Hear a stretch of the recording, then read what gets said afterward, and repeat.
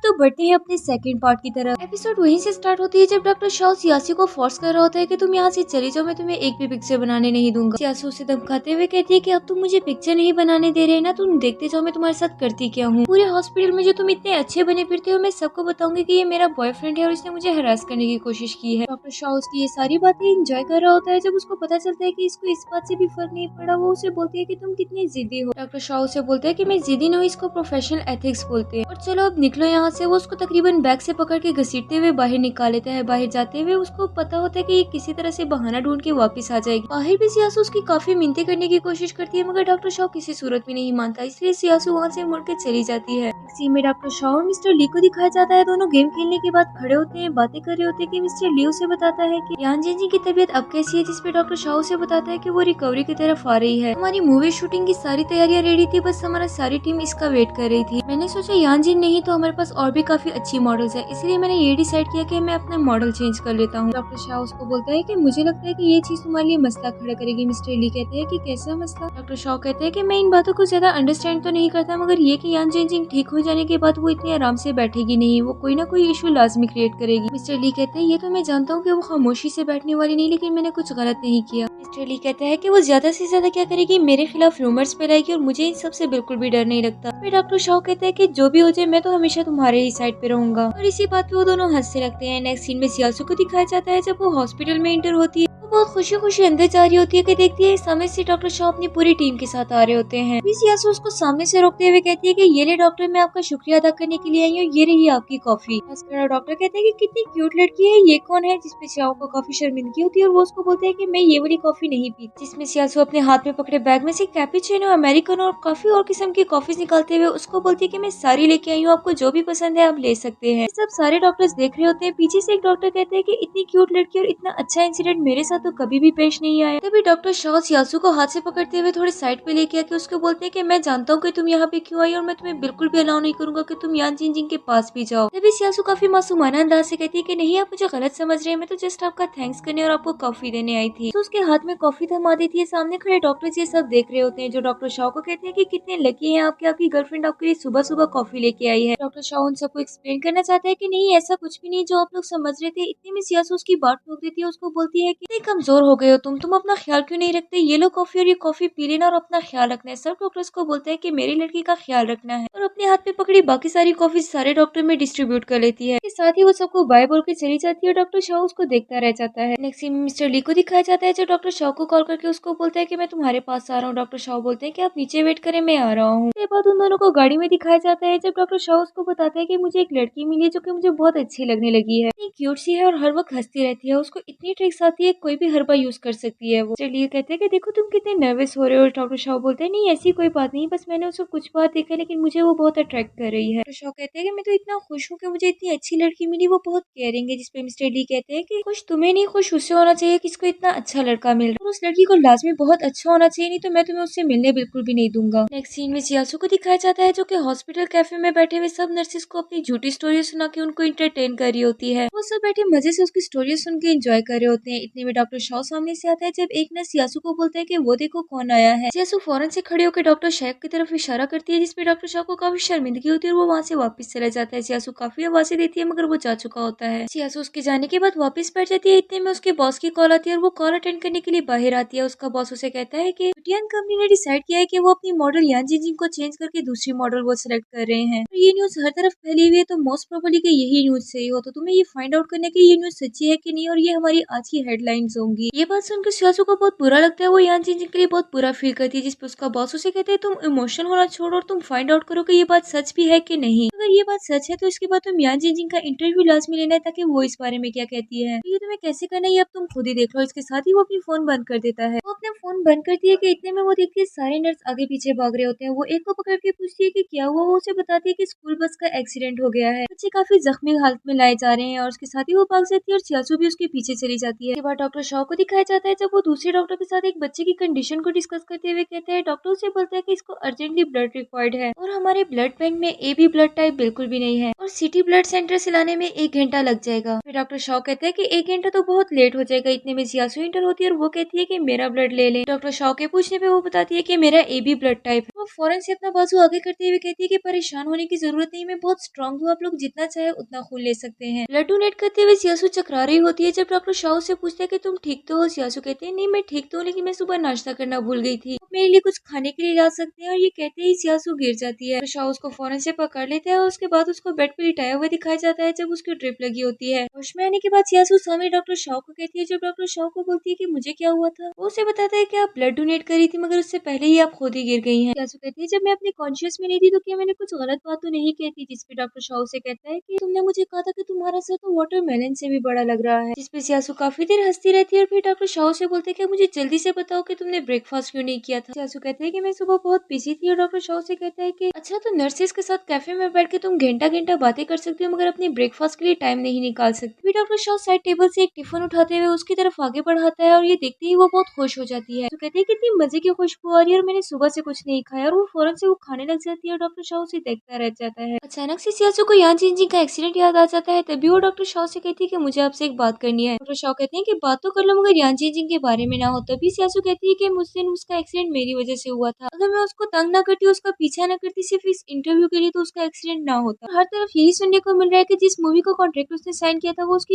Accident की वजह से उन्होंने मॉडल चेंज कर दी है, और होश में आने के बाद यान जिंजिंग मुझे माफ नहीं करेगी। तभी डॉक्टर शाह कहते हैं कि उसने सीट बेल्ट नहीं बांधी तभी उसकी ये हालत हुई है। सियासू कहती है कि आप मेरी तसल्ली के लिए ये सब कह रहे, नहीं तो ऐसी कोई भी बात नहीं है। डॉक्टर शाह सियासू से कहते हैं कि तुम फजूल में ही इतनी ओवर थिंकिंग कर रही हो। इसके साथ ही एक नर्स आती है जो डॉक्टर शाह को बुलाती है और वो उसको छोड़ के वहाँ से चला जाता है। नेक्स्ट सीन में यान जिंजिंग को दिखाया जाता है जो किससे कॉल पे बात करते हुए कहती है कि न्यूज फैल गई है कि नहीं, कौन सी मीडिया को इन्फॉर्म किया, और इसके साथ ही वो अपने बालों की हालत बिगाड़ते हुए रूम से निकल जाती है। उनके बाहर बैठा गार्ड सो रहा होता है जिससे यान जिंजिंग चुपके से निकल जाती है। कुछ देर बाद सियासू को दिखाया जाता है कि वो देखती है कि गार्ड सो रहा होता है और वो मौके का फायदा उठाते हुए जल्दी से रूम में एंटर हो जाती है। रूम में एंटर होते ही वो देखती है कि यान जिंजिंग वहाँ पे नहीं होती। सियासू रूम में खड़ी काफी देर यान जिंजिंग को देखती रहती है मगर उसको नहीं मिलती। इतने में डॉक्टर शॉ पीछे से आ जाता है और उसकी यूं अचानक आवाज सुनने पर सियासू काफी डर जाती है। उसको बोलती है कि तुमने मुझे कितना डरा दिया है। डॉक्टर शॉ उसे कहते हैं कि तुम यहाँ क्या कर रही हो और यान जिंजिंग कहाँ गई है, जिसपे सियासू कहती है कि मैं यही पूछने वाली थी क्या उसे डिस्चार्ज कर दिया है। डॉक्टर शॉ कहते हैं अभी तक तो डिस्चार्ज नहीं किया, और ये गई कहाँ पर है। वो दोनों यही डिस्कस कर रहे थे कि इतने में एक नर्स आती है। डॉक्टर शॉ को बोलती है कि यान जिंजिंग बिल्डिंग से जंप करने लगी है। को बचाने के लिए डॉक्टर शॉ और सियासू फौरन से भाग जाते हैं। डॉक्टर शॉ एलिवेटर की तरफ जाता है जब सियासू कहती है कि इसमें काफी टाइम लग जाएगा, मुझे लगता है कि हमें फौरन से स्टेयर्स से जाना चाहिए, और वो वहाँ से भाग जाते हैं। ऊपर 6th फ्लोर पर पहुंचने के बाद डॉक्टर शॉ यान जिंजिंग को बुलाते हैं। जब यान जिंजिंग इनको बोलती है कि तुम लोग बीच में मत आओ और मैं छलांग लगा लूंगी अगर तुम लोग एक स्टेप भी आगे आए तो। शॉ उसे तसल्ली देते हुए कहता है कि तुम्हारी इंजरी इतनी सीवियर किस्म की नहीं है, तुम ठीक हो जाओगे, और देखो तुमने पहले भी कितना रिकवर कर लिया है, ये बेवकूफाना हरकत मत करो और पीछे आ जाओ। यान जिंजिंग कहती है कि मुझे किसी की भी तसल्ली नहीं चाहिए, मैं जानती हूँ कि मैं अब किसी काबिल नहीं रही। नीचे पुलिस और सिक्योरिटी सब जमा हो जाते हैं।